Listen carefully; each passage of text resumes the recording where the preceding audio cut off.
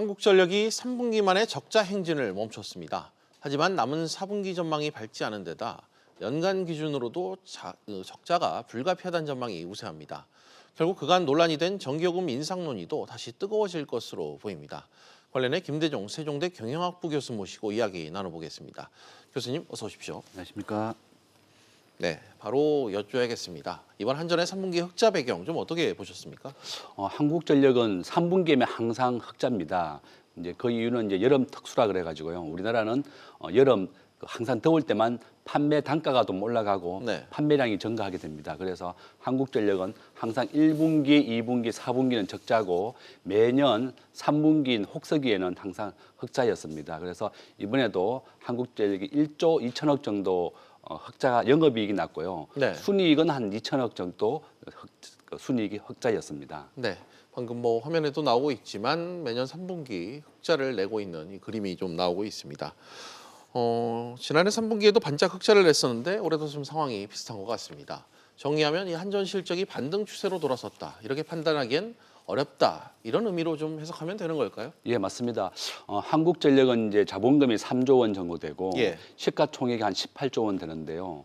과거에는 한 6만 원 정도 했다가 문재인 정부가 들어오고 난 다음에는 이제 탈원전 정책 또 신재생 에너지 정책으로 좀 하게 되면서 원전의 가동률이 과거에 한 80%였다가 네. 이번 3분기에는 65%였고요.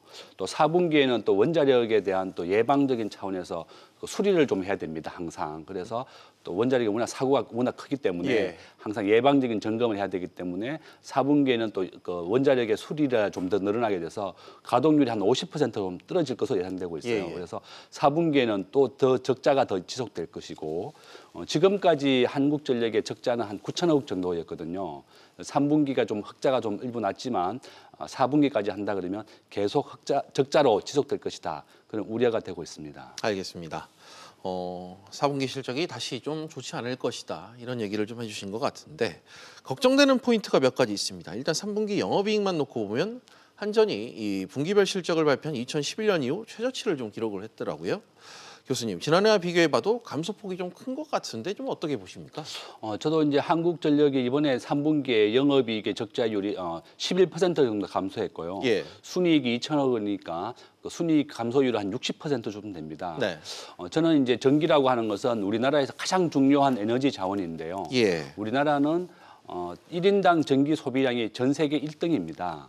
우리나라는 중화 공업 중심이고 예. 또 우리나라는 제조업 강국이기 때문에 전기 소비량이 굉장히 많고 우리나라 전체 생산량의 60%는 산업용입니다. 예. 전체 생산이 산업용, 그다음에 가정용, 농업용, 교육용 이렇게 전기가 나눠지는데 네네. 이와 같이 산업용에서 전기가 가장 가격도 좀 저렴하고 예. 소비도 가장 많다.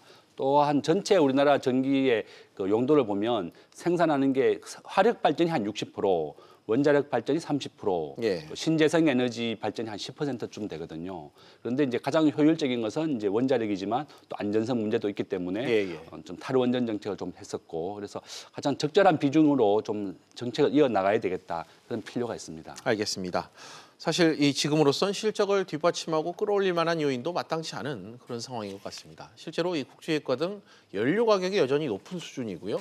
석탄 화력 발전의 감소, 또 정부가 추진하고 있는 앞서 말씀하신 신재생 에너지 전환, 이 정책 또한 한전으로서는 부담으로 작용하고 있습니다. 좀 여건이 좀 좋지 않은 것 같아요. 예, 그래서 이제 정부에서도 신재생 에너지 정책으로 나가는 것은 전 세계적인 추세는 맞습니다. 네. 또 독일은 신재생 에너지로 전부 다 모든 발전을 하겠다고 했지만 또 전기가 부족하게 되니까 프랑스에서 전기를 수입하고 있어요. 또 프랑스는 원자력 발전이 한 80% 정도 차지하고 있거든요. 또 우리 일본은 이제 후쿠시마 원자력 사태 이후에는 가급적인 원전을 좀 줄이겠다고 했지만 예. 또 발전 단가라든지 에너지 정책 효율성을 봐서는 다시 또 원자력을 좀 이용하고 있고 미국도 원자력 발전을 또 늘어나고 있습니다. 예. 그래서 가장 좋은 방법은 우리나라 각국의 상황이라든지 경제 상황에 맞게서 비중을 좀 조절해야 되겠고 우리나라도 원자력 비중이 뭐 일부에서 또 너무 탈원전 때문에 그런 것도 아니냐 또 이런 얘기도 있지만 일단은 각국의 상황이나 시장 환경에 맞게 좀 적절한 비중이 되어서 가장 중요한 전기 4차 산업도 전기 자동차가 활성화되게 되면 전기가 또 가장 필요하게 됩니다. 그래서 적절한 조절이 필요하다 이렇게 말씀드릴 수 있습니다. 알겠습니다. 일단 정책과 관련한 얘기는 여기까지 하겠습니다. 이대로 한전의 경영 환경에 이 불확실성이 지속된다고 봤을 때 결국 전기요금 문제가 우리 소비자들에겐 가장 큰 이 피부로 와닿는 이슈일 것 같은데요. 그간 한전 내부에서도 전기요금 이 원가 요인 등을 고려했을 때 지나치게 낮게 책정됐다. 이런 볼멘 소리가 많이 나왔던 걸로 알고 있습니다. 교수님께서는 전기요금 체계를 좀 손 봐야 된다고 보십니까? 지금 현재 적자가 1조 이상 지속되고 있고 예. 2년 연속으로 적자가 되기 때문에 일부는 좀 손을 봐야 되는데요. 이게 전기요금을 인상하게 되면 문제가 우리나라 전체 산업에 대해 영향을 주게 됩니다.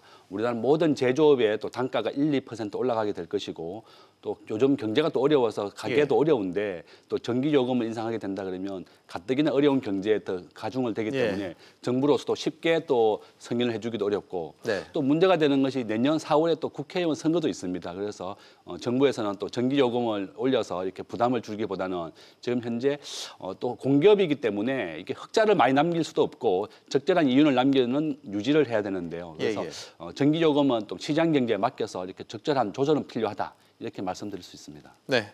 또 하나 최근 논란이 됐던 게 이 전기요금 특례 할인 종료 문제였습니다. 정부와 협의 절차가 물론 남아 있습니다만 결국 이사회에서 이걸 밀어붙일 경우 일몰 기간이 종료돼서 좀 끝날 것 같은데 이게 지금 논의가 어떻게 되고 있나요? 이번 달 28일 날 이제 이사회에서 일몰 기간을 종료하겠다는 게 예정되어 있는데 네. 일몰이라고 하는 것은 자연하게 연장을 하지 않으면 자동적으로 없어지는 겁니다. 그래서 이번 달 28일에 일몰 기간 연장 폐지가 된다 그러면 자연스럽게 없어지게 되는 건데 정부 입장에서는 전기요금을 좀 할인해주고 특례해주는 것이 연장되기를 바라고 있습니다. 그래서 한국전력은 원칙적으로는 이번 달 28일에 이사회에서 결정되겠지만 네네. 일몰이 끝나면 종료된다. 그렇지만 또 정부 여당이라든지 또 우리 정부의 어려운 가계를 생각한다 그러면 또 연장도 필요하다. 이렇게 적절한 정책의 조화가 필요하다. 이렇게 볼 수 있습니다. 알겠습니다. 정부가 물론 이 전기요금 인상에 부정적인 입장을 견지해온 만큼 말씀하신 것처럼 단기간 내에 이 전기요금이 인상되는 건 어렵지 않을까 싶은데 역시 좀 정치적인 판단이 작용하지 않겠습니까? 예, 맞습니다. 그래서 내년 4월 15일이 선거일이고 아마 하반기 정도에 난 전기요금 인상이 있을 것이다. 예. 한국전력은 적자가 계속되고 있는데 또 한국전력에 대한 이자까지 우리 국민이 부담해야 된다. 적자가 누적되게 된다 그러면 그래서 누적 적자를 계속 방치할 수가 없으니까 적절한 전기요금을 인상해달라. 지금 전기요금을 1% 인상하게 되면 한국전력은 6천억 정도 순이익이 늘어나게 됩니다.